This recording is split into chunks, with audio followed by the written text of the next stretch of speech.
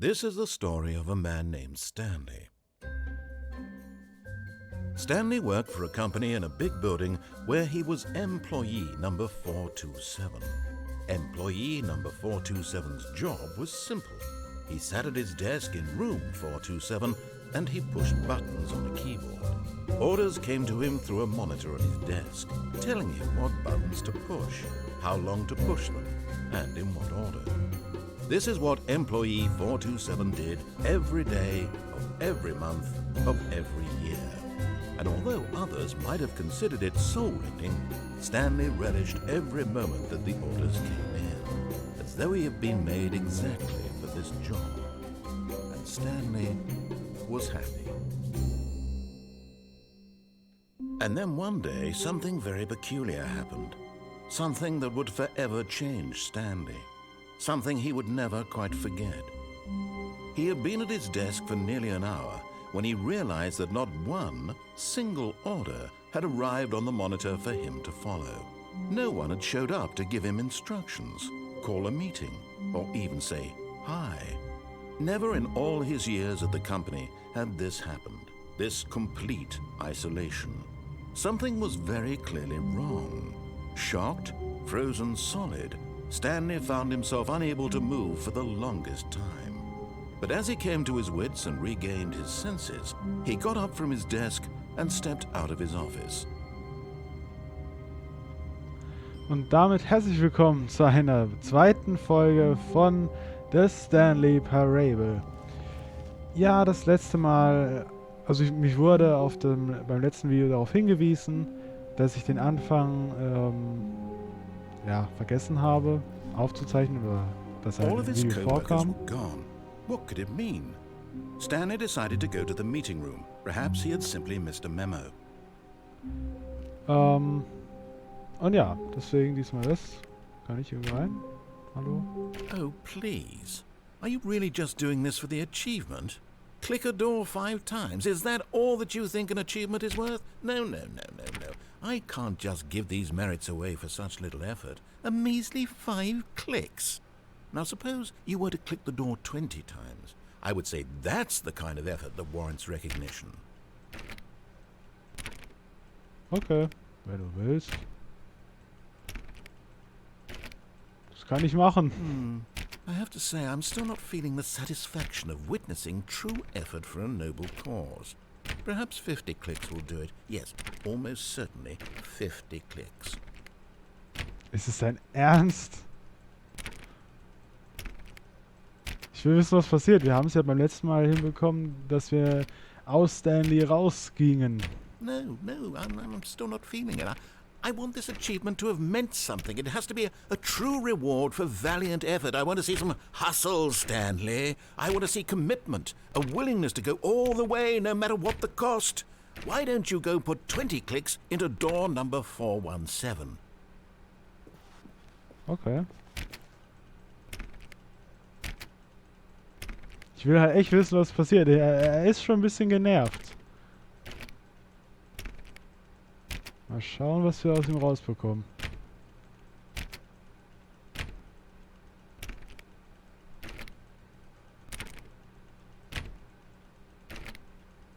War das jetzt nicht schon 20 Mal? Hallo. 427.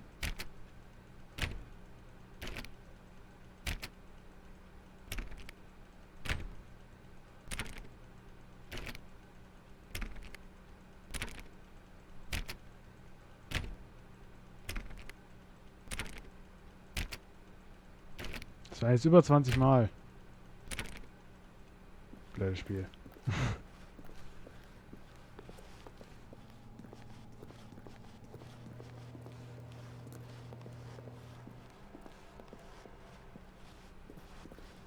Ich weiß auch, dass man irgendwo rausgehen konnte.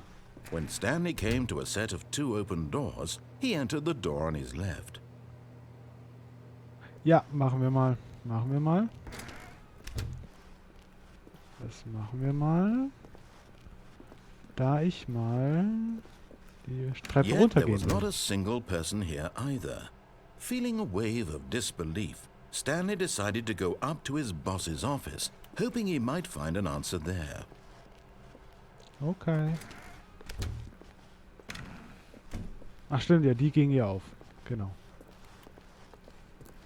Coming to a staircase, Stanley walked upstairs to his boss's office. No, downstairs. Nix. Oh, rotes Licht. Nicht geil.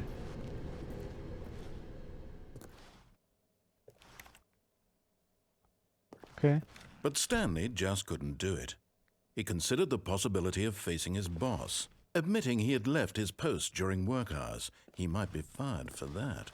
And in such a competitive economy, why had he taken that risk?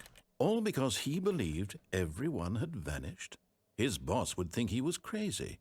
And then something occurred to Stanley. Maybe, he thought to himself, maybe I am crazy.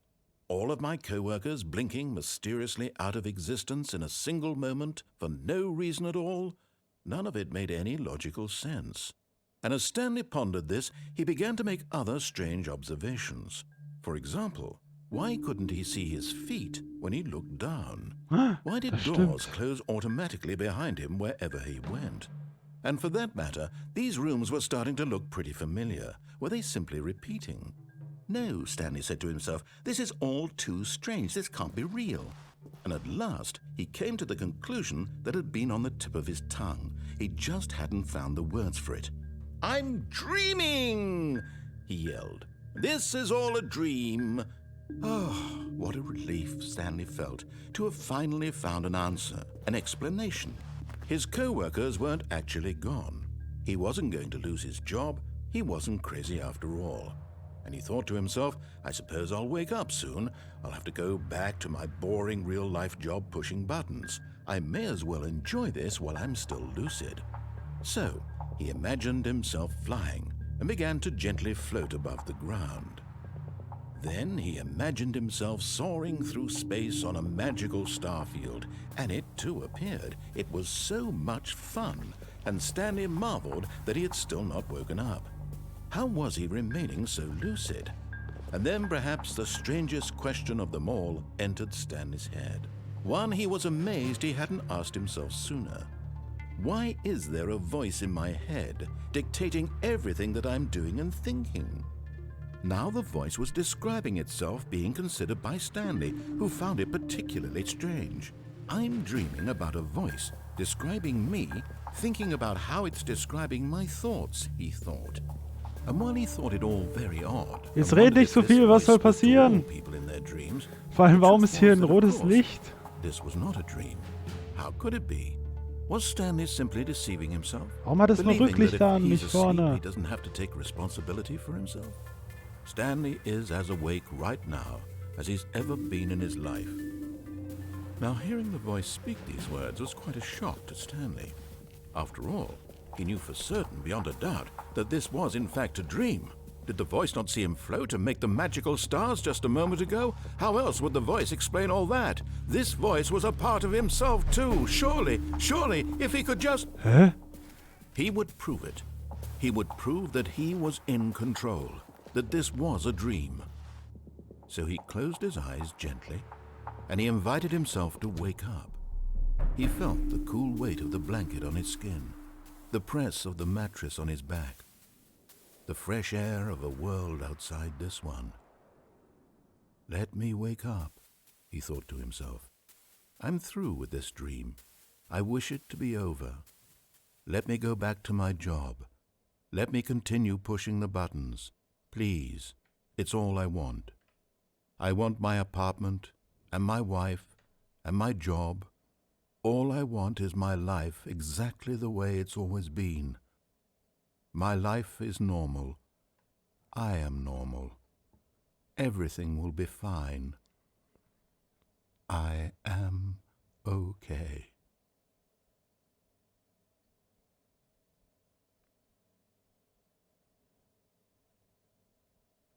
Stanley began screaming. Please, someone, wake me up. My name is Stanley. I have a boss. I have an office. I am real. Please, just someone tell me I am real. I must be real. I must be. Can anyone hear my voice? Who am I? Who am I? And everything went black.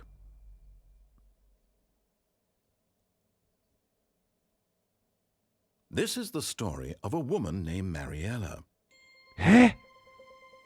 Mariella woke up on a day like any other. She arose, got dressed, gathered her belongings, and walked to her place of work. But on this particular day, her walk was interrupted by the body of a man who had stumbled through town talking and screaming to himself, and then collapsed dead on the sidewalk. And although she would soon turn to go call for an ambulance, for just a few brief moments, she considered the strange man. He was obviously crazy. This much she knew. Everyone knows what crazy people look like. And in that moment, she thought to herself how lucky she was to be normal. I am sane. I am in control of my mind. I know what is real and what isn't. It was comforting to think this, and in a certain way, seeing this man made her feel better. But then she remembered the meeting she had scheduled for that day, the very important people whose impressions of her would affect her career, and by extension, the rest of her life. She had no time for this, so it was only a moment that she stood there, staring down at the body. And then she turned and ran. Ernsthaft?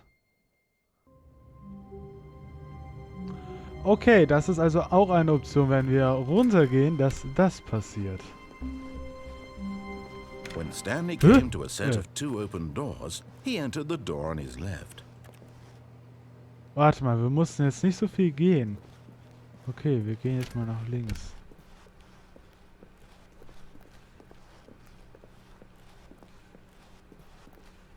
Yet there was not a single person here either.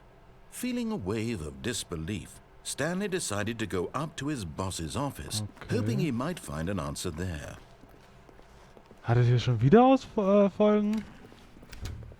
Darf ich runter? Ich könnte runter.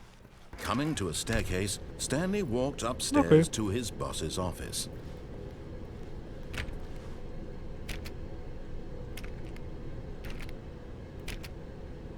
Da sagt er nichts. Hier ist alles normal. Stepping into his manager's office, Stanley was once again stunned to discover not an indication of any human life. Shocked, unraveled, Stanley wondered in disbelief who orchestrated this. What dark secret was being held from him? What he could not have known was that the keypad behind the boss's desk guarded the terrible truth that his boss had been keeping from him. And so the boss had assigned it an extra secret PIN number. 284. Stanley was in such a rush to get through the story as quickly as possible, he didn't even have a single minute to just let the narrator talk. Ja. That kind of anxiety isn't healthy, so he relaxed for a few moments with some calming New Age music.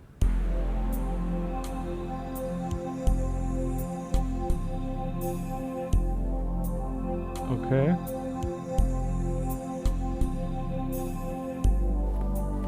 Feeling soothed and rejuvenated, Stanley calmly walked forward into the opened passageway. Hallo.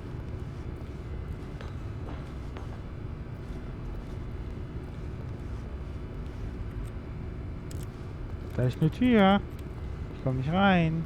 So ein Mist aber auch. Na gut, runter. Also gut, das hat ihn jetzt überhaupt nicht gejuckt, dass wir ein bisschen schneller waren, als er gezählt hat. Descending deeper into the building, Stanley realized he felt a bit peculiar. It was a stirring of emotion in his chest, as though he felt more free to think for himself, to question the nature of his job. Why did he feel this now, when for years it had never occurred to him? This question would not go unanswered for long. Gehe ich mal ein bisschen hier entlang. Stanley walked straight ahead through the large door that read Mind Control Facility. Da muss ich auch mal entlang. Aber ich will die Maschine anschalten. Es juckt so in den Fingern. Licht an. The lights rose on an enormous room packed with television screens. What horrible secret did this place hold? Stanley thought to himself. Did he have the strength to Wie komme ich find nach da out? oben?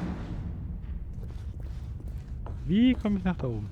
Das ist auch so eine Frage. Vielleicht durch den einen Ausgang. Ich weiß nicht. Kameras an. Now the monitors jumped to life, their true nature revealed. Each bore the number of an employee in the building, Stanley's co-workers.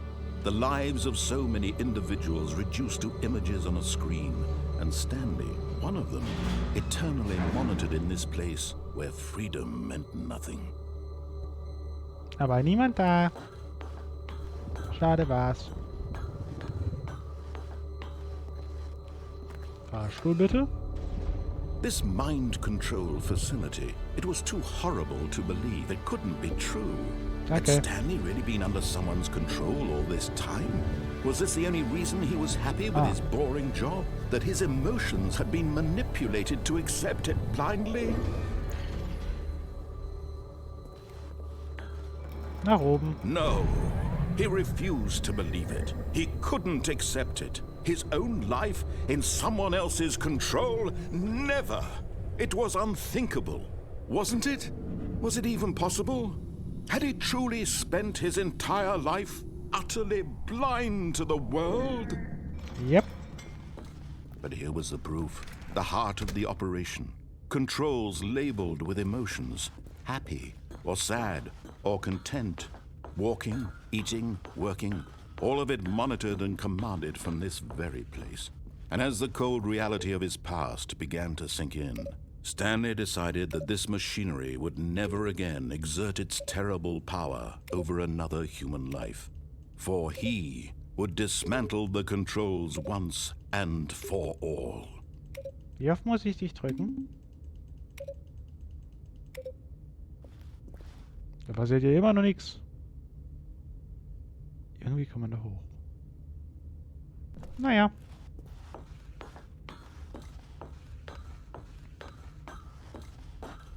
Aber ich habe ja gleich die Wahl. Ja. Oh. Ich kann ihn nicht drücken. Aber er ist rot und leuchtet so stark. So nach dem Motto, drück mich. Bei denen kann ich ja nichts machen, das habe ich auch schon probiert. Ah, da ist eine 5. Warte, wo ist eine 1? Oh Gott, ich will wissen, was die Zahlen machen können. 3.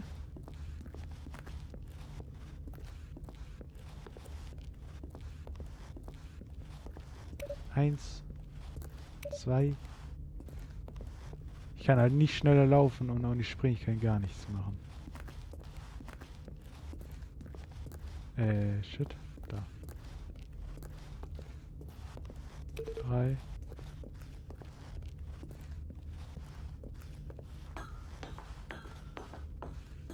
Was passiert? Ich will es wissen. 4.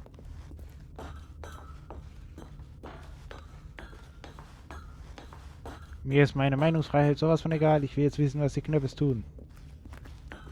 Scheiß auf Meinungsfreiheit. Nein, natürlich nicht. Aber in dem Spiel kann man schon mal machen.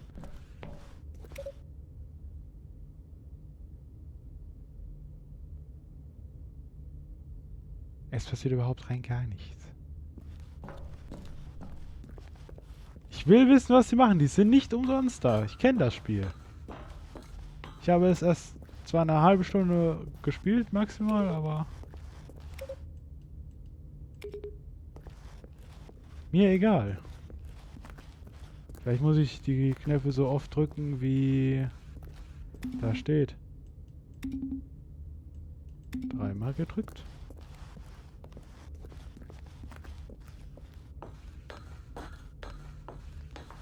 Aber das eine Ende, das war ja... wow. 4, 3, 2, 1. Keins mehr. So, jetzt noch das 5.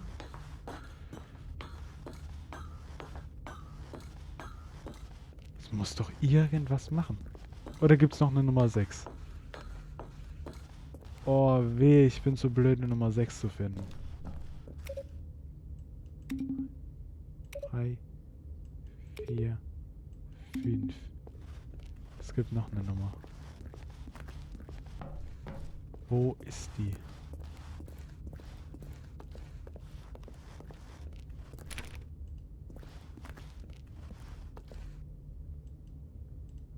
Oder kann ich damit die Konsole aktivieren? Nein.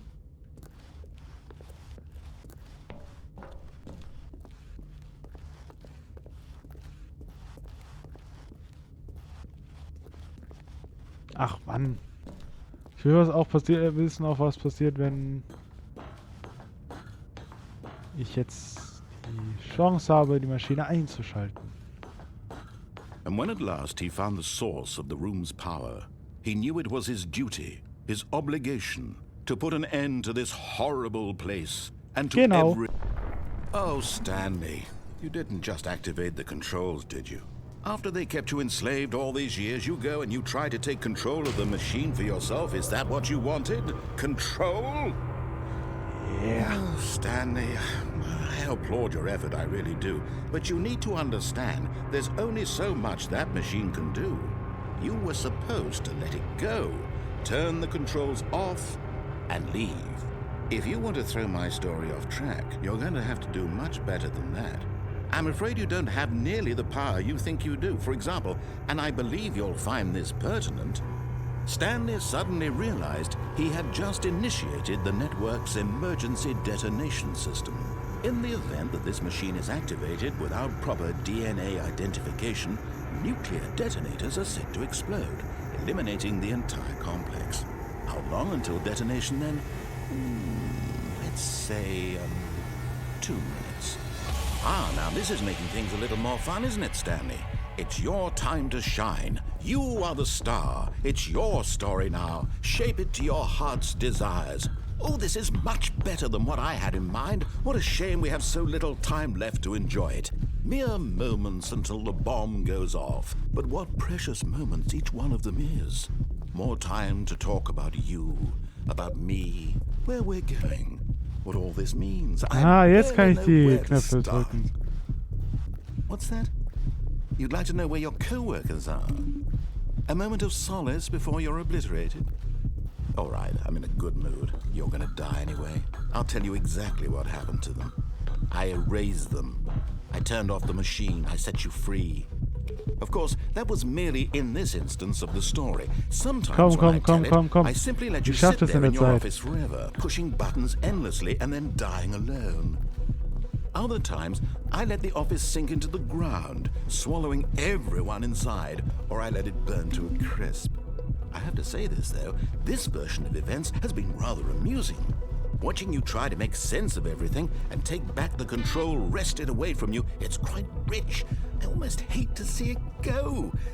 But I'm sure whatever I come up with on the next go-around will be even better. My goodness, only 34 seconds left.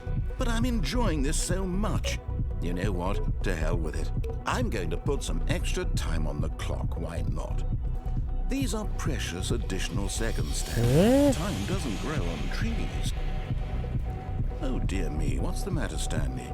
Is it that you have no idea where you're going or what you're supposed to be doing right now? Or did you just assume when you saw that timer that something in this room was capable of turning it off? I mean, look at you. Running from button to button, screen to screen, clicking on every little thing in this room. These numbered buttons, no, these colored ones. Or maybe this big red button, or this door. Everything, anything, something here will save me. Why would you think that, Stanley? That this video game can be beaten? Won? Solved? Do you have any idea what your purpose in this place is?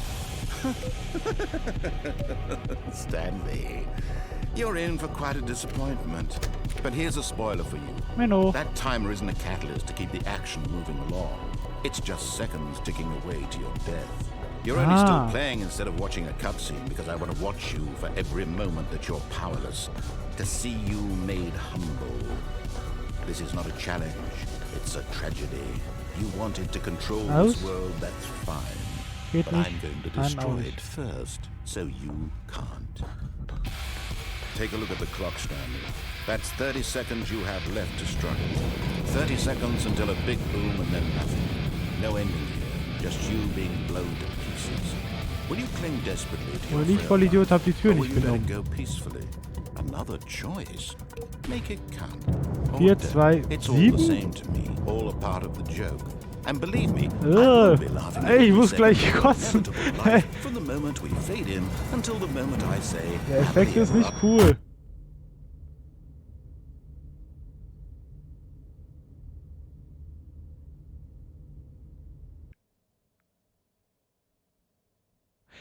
Ernsthaft? Okay. Really? Also ich weiß nicht, was es mit den Knöpfen gebracht hat. Vielleicht war ich aber nur zu blöd. Wenn ihr das wisst, dann schreibt es mal in die Kommentare. Hä? All of his co-workers were gone. What could it mean? Stanley decided to go to the meeting room. Perhaps he had simply missed a memo. Na super, ich kann auch keine Tür öffnen, ne? Kann ich hier irgendwie abhauen vielleicht? Ich will den sowas von hart nerven. Das ist ja auch irgendwie gefühlt When das Stanley Ziel. came to a set of 2 open doors, he entered the door on his left. Okay. Ich tue mal alles brav, so was er sagt. Yet there was not a single person here either.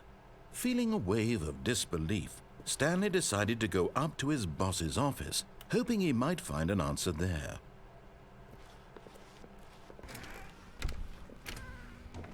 Habe ich hier irgendwas? Stanley stepped into the broom closet, but there was nothing here, so he turned around and got back on track. Ah, ich kann es auch schließen.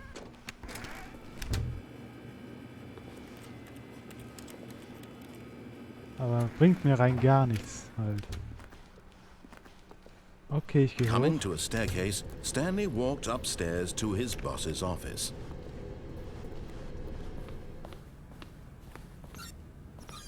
Oh, cool.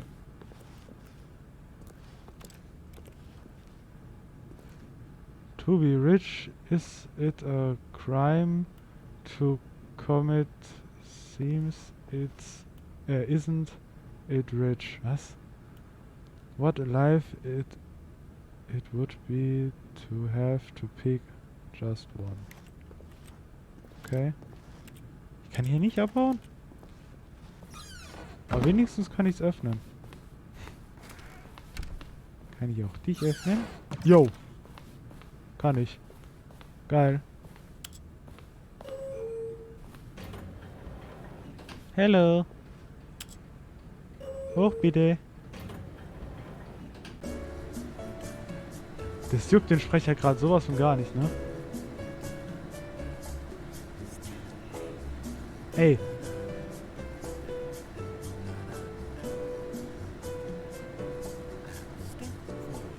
Wurde jetzt gerade Stanley gesungen? Ey, aber ganz ehrlich, das Spiel ist für VR auch nicht schlecht, würde ich mal behaupten. Hört das auch mal auf?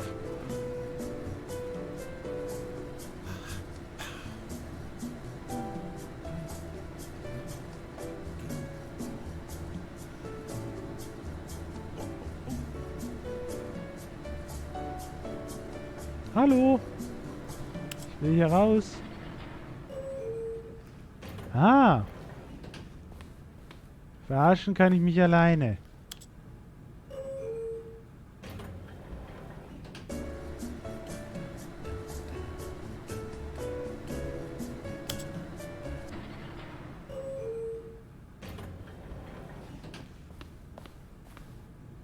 Das Dreckszeug funktioniert nicht.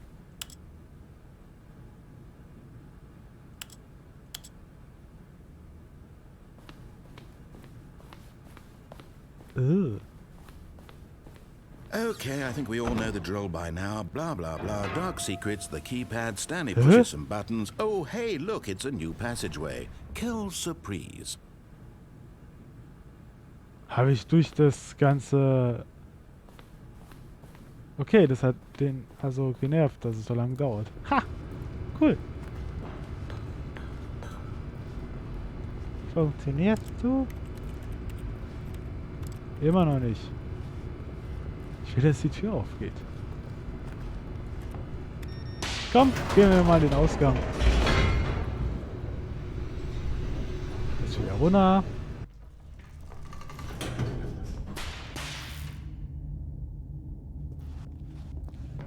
Hallo, Sprecher? Stanley walked straight ahead through the large door that read Mind Control Facility. Leb. Although this passageway had the word escape written on it, the truth was that at the end of this hall, Stanley would meet his violent death. Echt? Cool. Also... The door behind him was not shut. Nee. Stanley still had every opportunity to turn around and get back on track.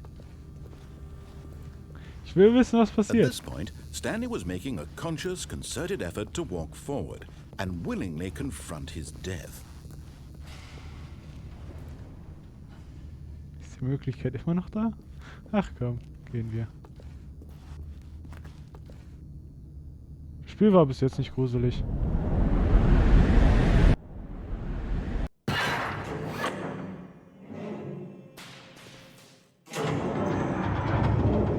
As the machine whirred into motion and Stanley was inched closer and closer to his demise, he reflected that his life had been of no consequence whatsoever. Stanley can't see the bigger picture. He doesn't know the real story, trapped forever in his narrow vision of what this world is. Perhaps his death was of no great loss, like plucking the eyeballs from a blind man. So he resigned and willingly accepted this violent end to his brief and shallow life. Farewell, Stanley. Ups. "Farewell, Stanley," cried the narrator, as Stanley was led helplessly into the enormous metal jaws. In a single visceral instant, Stanley was obliterated as the machine crushed every bone in his body, killing him instantly.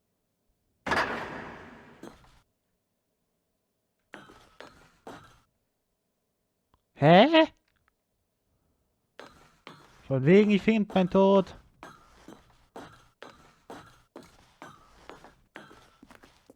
And yet it would be just a few minutes before Stanley would restart the game, back in his office, as alive as ever.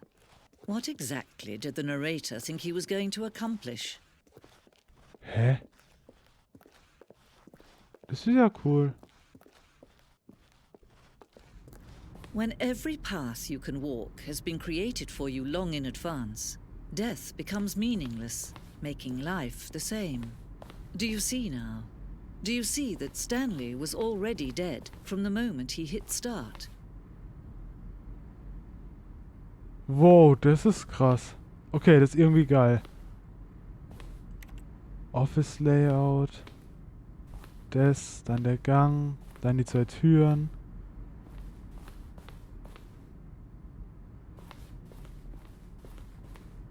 Der Office.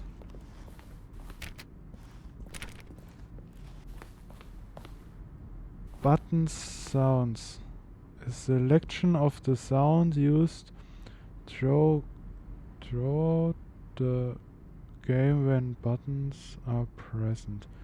Each sound is a mix of a keyboard stroke and a synthesized tone.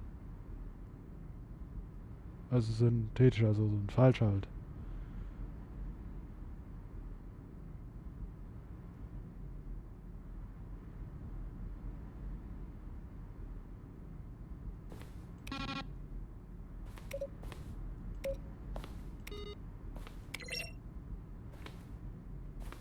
Habe ich die bis dahin zu bringen? Ey, das ist cool. Office Computers. Hey, das Spiel ist auch cool. Ach cool, ich kann es einen ausstellen.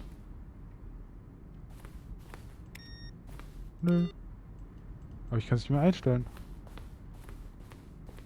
Hey, das sieht cool aus. Vor allem dieses Miniatur haben sie gut hinbekommen. Das Miniaturzeug da. Stanleys Computer. Passiert überhaupt nichts.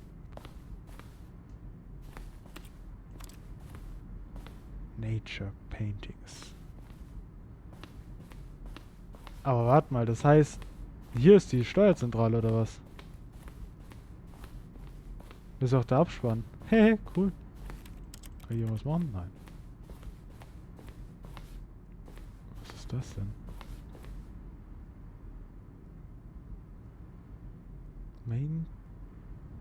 Maintenance room. A early version of the maintenance room. Okay, den muss ich entdecken. Sieht geil aus. Wow, ein Drucker. Okay.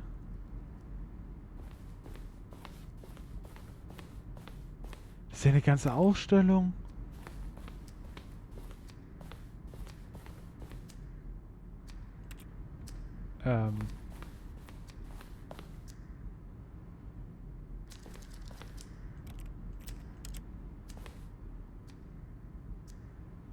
Parameter Timer.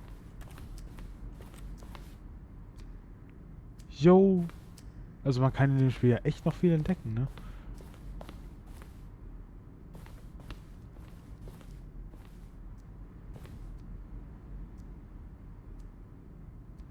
First option, second, third and fourth.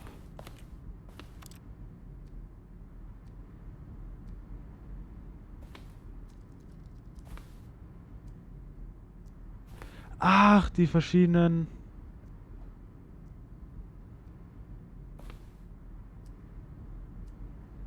Die verschiedenen Möglichkeiten werden hier mal noch auch gezeigt. Ach, wie cool ist das denn?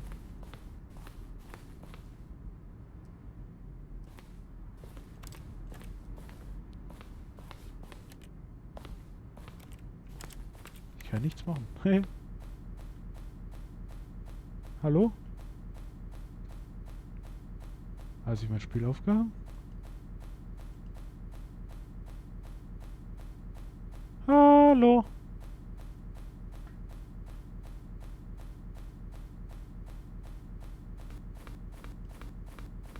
Was passiert?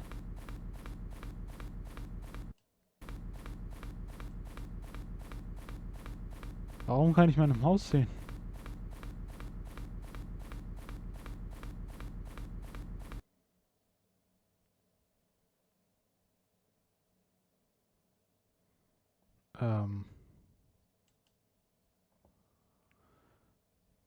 Wenn wir ganz normal fortsetzen, was passiert dann? Die Aufnahme geht schon 38 Minuten. Ich will eigentlich Schluss machen.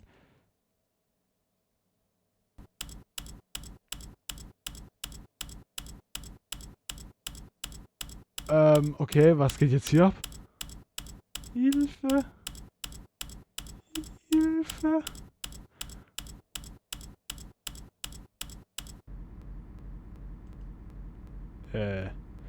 Ich frage mich jetzt nur, ist das vom Spiel gewollt?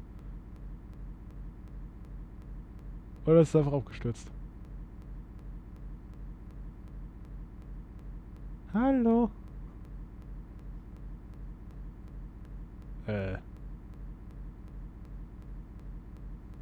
Also mit meinem PC ist alles in Ordnung.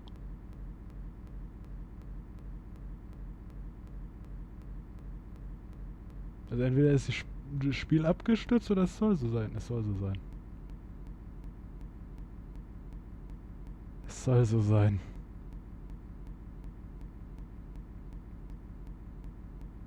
Das klingt aber nicht wirklich gut.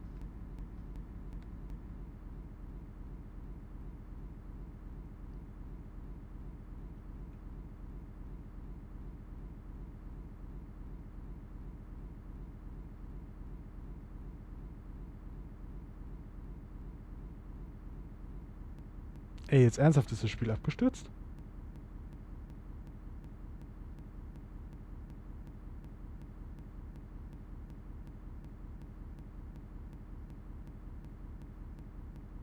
Was soll das? Mann, Spiel! Es ist echt abgestürzt, ne?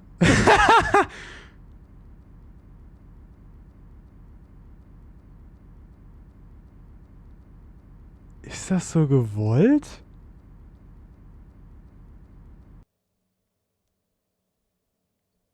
Also, ich habe es mal passiert. Weil, also hä? Schreibt mal bitte in die Kommentare, ob's gewollt ist. Ja gut. So wollte ich es eigentlich nicht beenden, aber wenn ich so auf meine Aufnahmezeit gucke, 41 Minuten, so lange wollte ich es gar nicht machen. Deswegen in dem Sinne, ich hoffe, euch hat es gefallen. Wenn ja, lasst ein Like da und dann sieht man sich beim nächsten Mal wieder. Bis dann. Ciao, ciao.